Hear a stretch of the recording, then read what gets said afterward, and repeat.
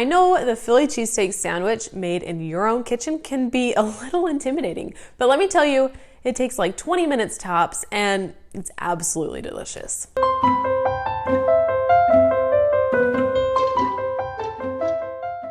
What is up, you guys? It is Karli here and you're officially cooking with Karli. Let's make some Philly cheesesteak sandwiches. Like I said, I know this sounds intimidating, but you're not going to find a recipe that is easier, has less ingredients, has more flavor than this sandwich. Let's talk about our ingredients here. We have some boneless ribeye steaks, and I actually had these tossed in the freezer for about the last 30-45 minutes so they are nice and cold. That is how we want them, so it is easy to slice paper thin. And we've got ourselves a yellow onion here, some butter, garlic powder.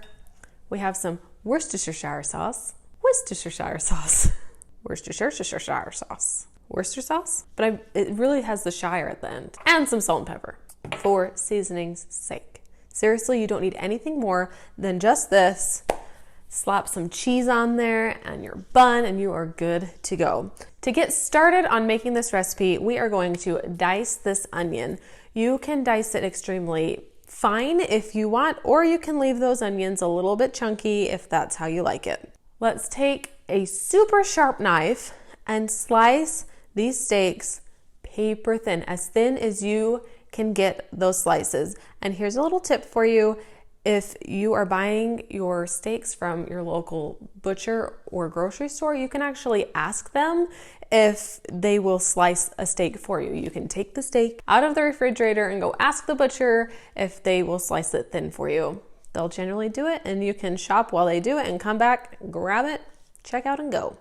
You'll want to trim any, excess fat off before you slice your steak. That way you don't get fatty pieces. For this recipe, I usually cook up about 2 pounds of meat, but you can definitely half the recipe or double or whatever you need to do to make this recipe work for your family. Do it. We've got our sliced meat all ready to go, our diced onions. Let's head over to the stovetop and get these onions cooking before we quickly cook this meat.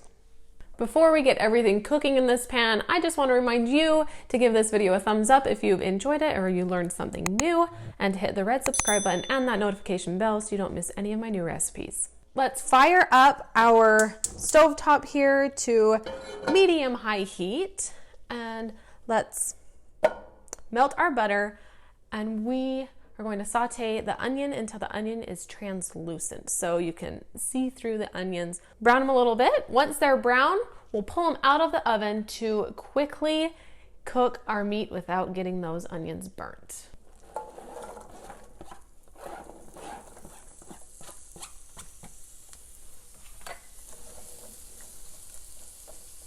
I've just been stirring these onions for about 5 minutes now. It is about time to pull these off of the stovetop and get our meat cooking in the pot pan. While these onions are finishing up, let's talk about the meat and how we're going to cook it. We're going to cook the meat on very high temperature. This will flash cook our meat. It'll keep it tender. It'll cook it extremely fast. So the meat is going to go in along with the Worcestershire sauce, some salt and pepper, and then we're going to hit it with some garlic powder near the end. Now, the meat is going to release a lot of liquid, and in conjunction with the Worcestershire sauce, should we just call it W sauce?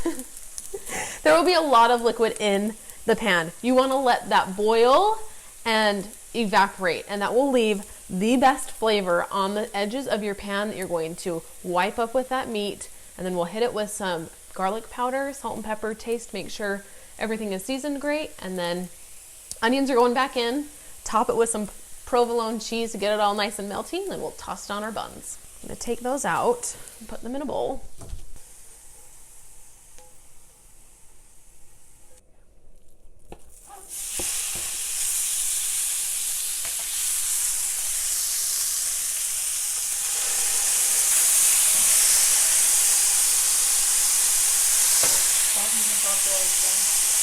Okay.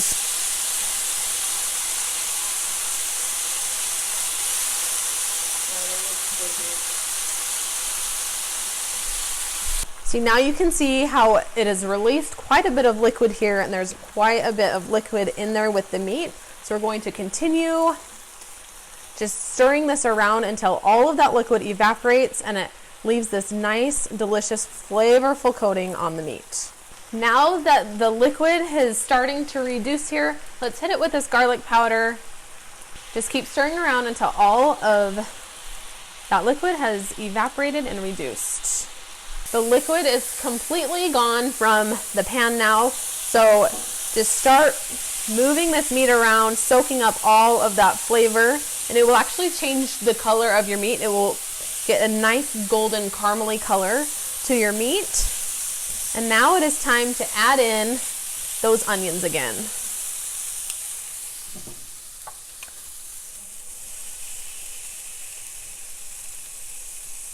And we'll stir those around so it's all nice and incorporated.